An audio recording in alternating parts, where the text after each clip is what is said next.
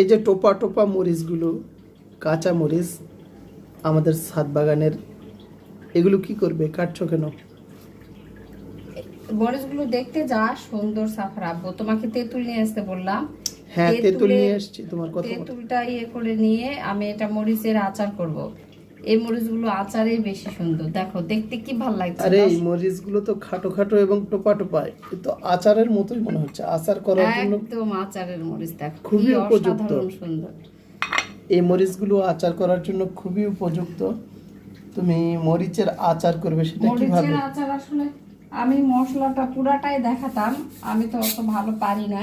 এই যে মশলাটা করে নিয়েছি, কি কি আছে এখানে জানো? সরিষা ভাজা, জিরা ভাজা, ধনা ভাজা আর মেথি টেথি সব সহ একটা ডাল মশলা হয় যেটা রাঁধুনি বলে, ওটা ভাজে নিয়েছি। এগুলো এখন পাটায় বেটে, আর তেঁতুল ভিজাইছি, তেঁতুলেরই এটা দেখাবো।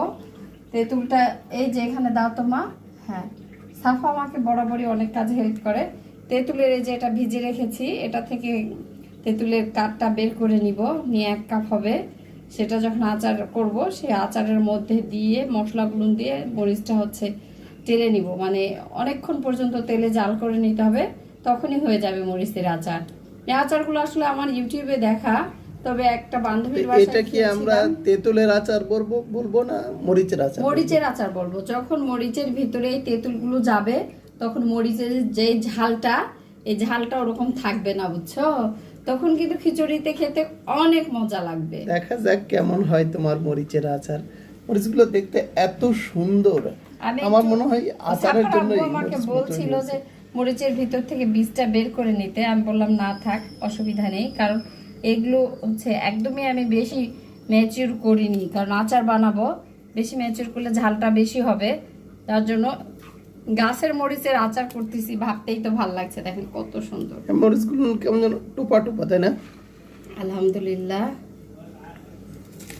ঠিক আছে, তুমি তৈরি করার পর দেখা গেল এই কয়টা মশলা সরিষার তেল তো থাকবে, দর্শকদের জন্য আবার এটা তৈরি রিভিউ দেব। হওয়ার পরে আবার আমি দেখাবো আপনাদেরকে মরিচের আচারটা তৈরি হওয়ার পরে কেমন হলো। ততক্ষণে আমার সাথেই থাকেন। বলেছিলাম না যে তেঁতুলের আচার যখন করব, মরিচের আচার যখন করব, তেঁতুল দিয়ে আপনাদেরকে দেখাবো। কথা বাই কাজ, দেখেন অনেক টেস্ট হয়েছে। সাফার আব্বুর মুখে একটু দিয়েছিলাম, এটা কি জিনিস। প্রায় আমার আচার হয়ে আসছে, অনেকক্ষণ থেকে করছি লো ভলিউমে।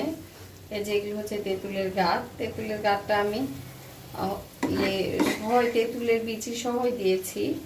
তো আবার আমি একটু সরিষার তেল দিব,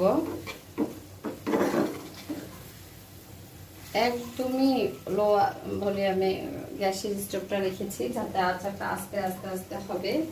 আচারের মধ্যে যে উপাদানগুলো দিয়েছিলাম সেগুলো তো আপনাদেরকে আগে দেখিয়েছি, ওগুলো বেটে নিলাম, বেটে নিয়ে দিলাম। আচার সংরক্ষণের জন্য আপনারা পরিমাণ মতো ভিনেগার দিতে পারেন, তাতে করে আচারটা অনেকদিন পর্যন্ত রেখে খাওয়া যাবে।